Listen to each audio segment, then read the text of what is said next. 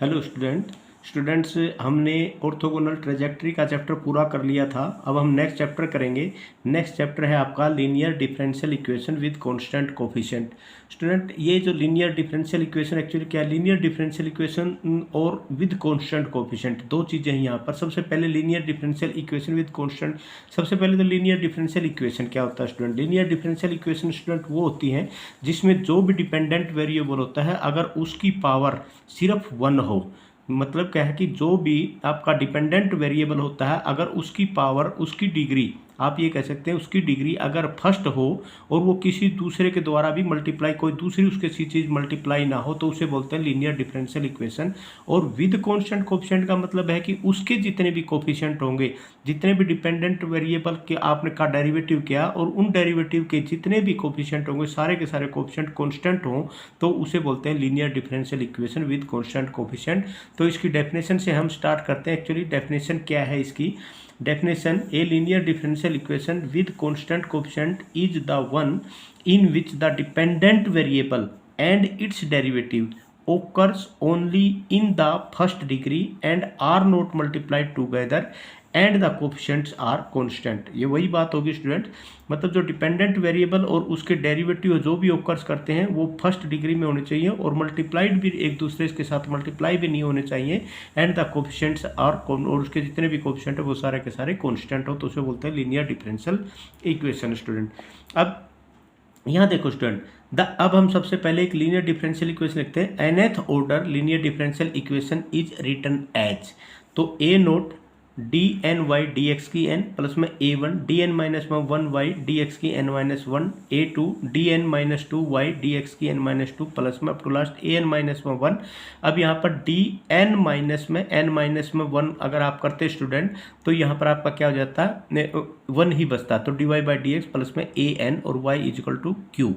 अब यहाँ पर देखो स्टूडेंट, इसमें ये इस जो इक्वेशन आपकी ये इक्वेशन दे रखी है, इसको हम इस फॉर्म में भी लिख सकते हैं। ये जो y है इसको पूरे को हम बाहर निकाल सकते हैं, तो इसको हम लिख देंगे A naught D N by D X की एन प्लस में ए वन डी की power N minus one D X की N minus one plus A two D N minus two D X की एन माइनस टू प्लस में A N minus one D by D X plus A N, और ये bracket लगा के हमने y यहाँ बाहर निकाल दिया इजिकल टू क्यू।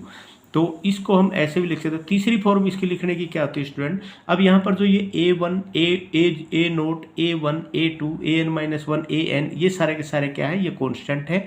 और ये जो कांस्टेंट के बाद में एक्चुअली ये क्यू क्या है? Q is the function of x. ये कोई भी फंक्शन होता है, एक्स का फंक्शन होगा, ई एक्स भी हो सकता है, साइन एक्स भी हो सकता है, सिंपल एक्स की पावर एन भी हो सकता है, कुछ भी हो सकता है ये। तो यहाँ पर अब ये जो चीज़ है इसको दूसरी फॉर्म में हम क्या लिख सकते हैं स्टूडेंट? ये जो डी बाई डी एक्स है इसको हम डी कैपिटल डी से लिखते हैं, D square by D x का स्क्वायर इसको हम डी स्क्वायर से लिखते हैं, और डी थ्री को डी की थ्री डी एक्स की थ्री डी एन को डी की एन एक्स को हम उनको ऐसे भी लिख सकते हैं। तो जो ये इक्वेशन थी आपकी ये पूरे की पूरे को, अब हम इसको कैसे लिख सकते हैं? हम इसको ऐसे लिख सकते हैं ए नोट डी की पावर एन प्लस में A one D N minus one plus में A two D N minus two plus में A N minus one D plus में A N Y equal to Q. तो ये हो गया student. और इस पूरी की पूरी को हम ऐसे भी लिख सकते हैं एफ डी वाई बाहर लिख दिया equal to Q, where D equal to D by D X. और यहाँ पर स्टूडेंट एक चीज़ का और आपने ध्यान रखना है, अगर वन बाई डी हो जाता तो उसको बोलते हैं इंटीग्रेशन ऑफ एफ एक्स, मतलब डी को तो बोलते हैं डिफ्रेंसिएशन। अगर कहीं पर वन बाई डी आ जाता है ना तो ये हो जाता आपका क्या हो जाएगा? ये आपका हो जाएगा इंटीग्रेशन। अब स्टूडेंट यहाँ पर एक चीज़ और देखनी है, ये जो आपका Q था, हर एक के बाद में ये Q है, या यहाँ पर ये Q जो फंक्शन आपने कहा था कि X है, यहाँ पर ये Q है। अगर ये Q आपका इक्वल टू जीरो हो जाता है तो तब ये डिफरेंशियल इक्वेशन को हम क्या बोलते हैं? ये डिफरेंशियल इक्वेशन एक होमोजीनियस लीनियर डिफरेंशियल इक्वेशन है। अगर ये जीरो के बराबर नहीं है तो हम ये कह देंगे कि ये non homogeneous linear differential equation है। तो जैसे अब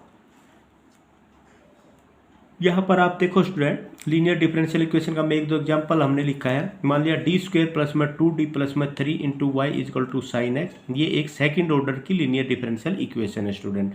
और आप यहाँ पर ये भी कह सकते हैं D cube Y D X की थ्री प्लस में four D two Y by D X square plus में two D Y by D X plus में Y equal to E raise to power to x, ये third order linear differential equation है। इसमें जो degree है हर एक की degree one one ही होगी, इसलिए इसको बोलते हैं लीनियर डिफरेंशियल इक्वेशन स्टूडेंट। अब स्टूडेंट जो ये आपकी इक्वेशंस हैं, इस इक्वेशंस को जो हम जनरल इसका जो सॉल्यूशन निकालते हैं, हम इसका निकालते हैं स्टूडेंट जनरल सॉल्यूशन। अब हम बात जनरल सॉल्यूशन की करेंगे, क्योंकि हम यहाँ पर जो मेन चीज़ है हम, तो अब हमारा नेक्स्ट जो चीज़ है स्टूडेंट वो है जनरल सॉल्यूशन और complete solution of linear differential equation with constant coefficient. तो जनरल सॉल्यूशन और कंप्लीट सॉल्यूशन जो क्या होता है वो हमारा किसी भी जनरल इक्वेशन का, अब हम मान लेते हैं कि general solution of nth order linear differential equation F D Y equal to Q, ये हमने किया था। ये इसके दो पार्ट होते हैं स्टूडेंट, कंसिस्ट टू पार्ट। एक तो complementary function C F and P I, C F को बोलते हैं complementary function and P I को बोलते हैं पर्टिकुलर, तो इसका पर्टिकुलर इंटीग्रल्स।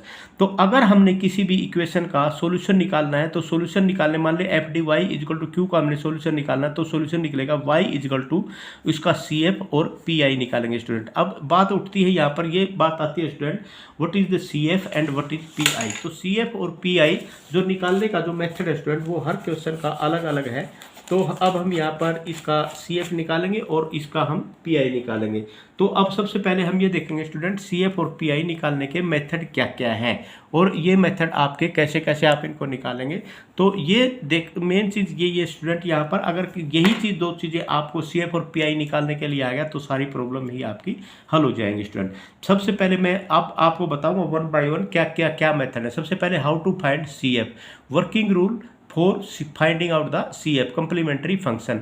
अब हम मान लेते हैं कि differential equation A naught T की पावर एन प्लस में A one D N minus one plus A two D N minus one two plus में A N minus one D plus में A N Y equal to Q, ये आपके एक equation दी हुई है nth order में।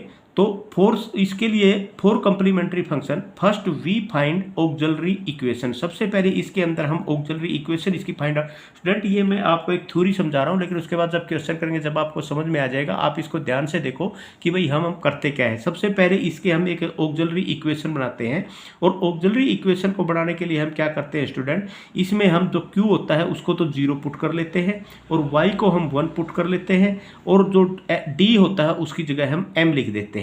तो इस पूरी की पूरी इक्वेशन में अब हम nth ऑर्डर इक्वेशन, इसको हम अगर लिखते हैं a नोट, इसकी जगह क्या लिख देंगे m की पावर n माइनस वन, ये ऐसे कैसे आते रहेंगे m की power n minus one m, और यहाँ पर क्या हो जाएगा an, और इक्वल टू y को हम क्या लिख देंगे 1, और इसको क्या लिख देंगे 0। तो ये आपके पास एक ऑक्सिलरी इक्वेशन होगी। अब ऑक्सिलरी इक्वेशन निकालने के बाद हम स्टूडेंट क्या करते हैं, हम उस ऑक्सिलरी इक्वेशन को सोल्व कर लेते हैं। सोल्व करने का मतलब है हम उसको रूट निकाल लेते हैं, उसके जितने भी रूट होंगे, किसी के 2 रूट, किसी के 3 रूट, जो थर्ड डिग्री इक्वेशन होगी 3 रूट होंगे, 2 डिग्री इक्वेशन होगी 2 रूट होंगे, तो इस तरह उसके रूट निकाल लेते हैं। हम मान लेते हैं कि उसके रूट निकाल के हमारे पास क्या आ गए m1 m2 m3 और mn आर था nth root of auxiliary equation. इसके ऑक्सिलरी इक्वेशन के हमने रूट निकाल लिए, और ये जो रूट है निकालने के बाद आपके पास m1 m2 m3 mn और ये nth रूट आपके आ गए। अब स्टूडेंट यहाँ पर जो मेन चीज़ वह देखने वाली है कि जो ये अब इन रूट से हमने कंप्लीमेंट्री फंक्शन फॉलो बनाना है, और वो कंप्लीमेंट्री फंक्शन हम कैसे बनाएंगे, वो value of complementary function depend upon the nature of the 3 root. अब इन रूट के ऊपर, जो रूट के ऊपर डिपेंड करेगा भाई